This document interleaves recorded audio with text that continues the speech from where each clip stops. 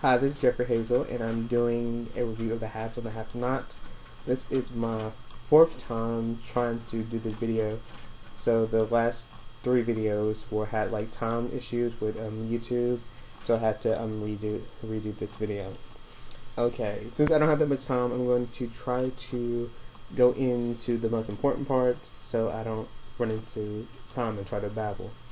The show begins with in the courtroom, and the judge is about to rule whether he's going to keep Benny on life support, or he's going to give award the body, I guess, give the body to his father and take him off the life support and give him his organs, give them his organs to like charity or whatever. So the judge basically says, since that he doesn't have insurance and is on taxpayer dime, then he was going to award an award in the favor of the father. And the father is Tony, and the mother is Hannah, if you don't watch the show, and the daughter is Candace. So I think there was one of probably the most heart-wrenching scenes of the show, mainly because the emotion that Hannah, even though I don't really like Hannah, her emotions, and it was so devastating to see her crying and on her knees begging to see her child before they poured his life support. And I don't have any kids, but I can only imagine a family member having to make that hard decision and not wanting to let go, but knowing that you not choosing to let go because the judge ruled in the father's favor to have no say goodbye to their child, and not being able to say goodbye because Tony basically ran out of the courtroom with a big smile. He really didn't seem to care. He hadn't been there, so I guess he didn't have an attachment. At one point, it looked like he was trying to get into Benny's life, but once he found out that he was on life support and basically brain dead, then it didn't seem like he cared anymore. His own interest was himself, and if you haven't seen the show, he had some kidney problems. He also has 5 different children, and none of them were a match. So Benny, I guess, the sad thing about it, we don't know if he's going to be a match anyway.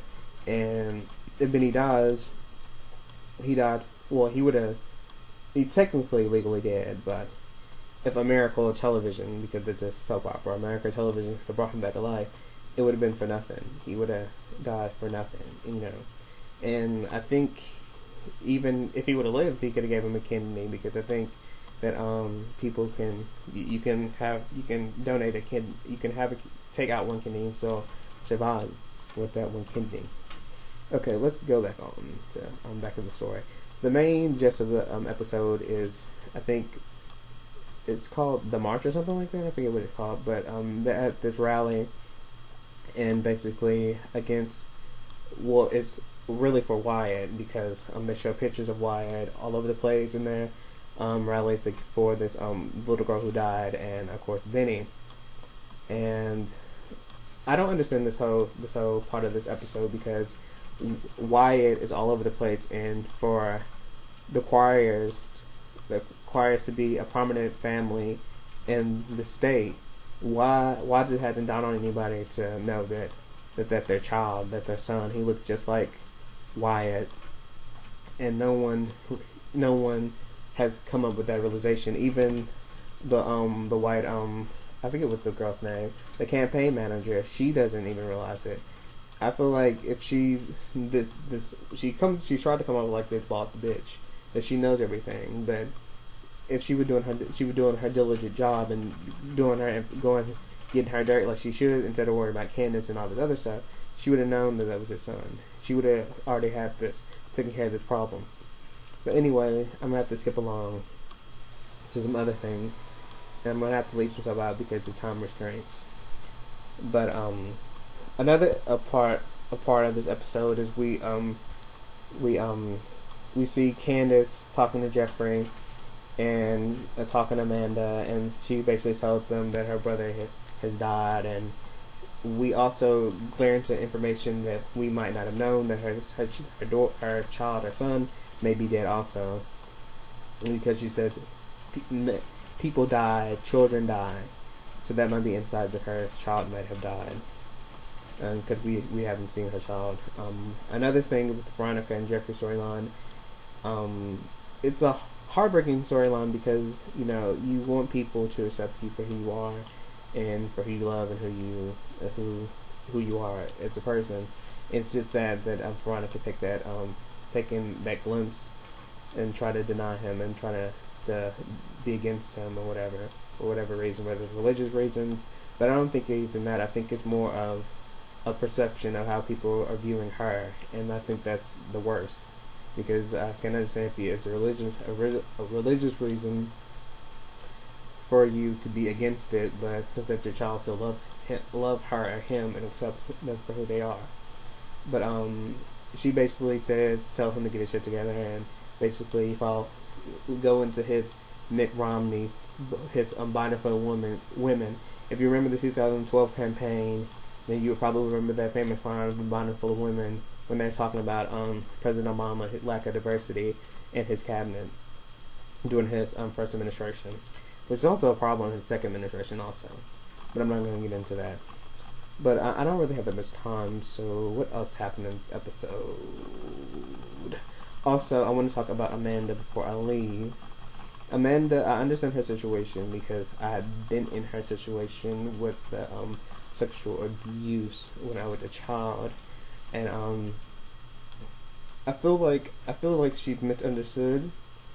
I do applaud Tyler Perry for going into the sexual abuse and also going into, I think she probably might be bipolar and have a personality disorder, and I think that I applaud him for going in that direction. But I didn't like some of the comments that people were talking about her. I think she needs to get help.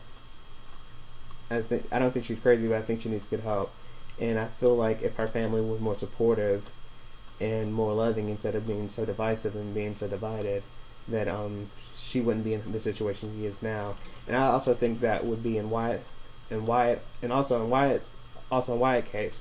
But like Captain says, or anyone says, the person has to gonna have to want help and have to want it for themselves. You can't force someone to get help, whether they're on drugs or other issues. They gotta have to want it themselves. It can't be, no matter how hard you try and you love them, they have to want it themselves. But that's basically it, because I don't have that much time. But I do want to give shout outs to a couple of YouTube people if I have enough time. I want to give a shout out to the Scorpion Show. Love that show. And I think Kevin does a review of the Haves and Have-Nots in his their hour-long videos. If you have enough time between classes or between work, watch their videos. Bonnie Blue, she does a review of the Haves and Have-Nots. Hopefully that'll be up tonight. And Ashley Miller, 1987, she also does a review of the show also. And I also want to give a shout out to Brian B. He doesn't do the Haves and Have-Not review, but he does reviews. Thank you. Have a nice day. Hopefully the video will upload, and that's about it. Thanks.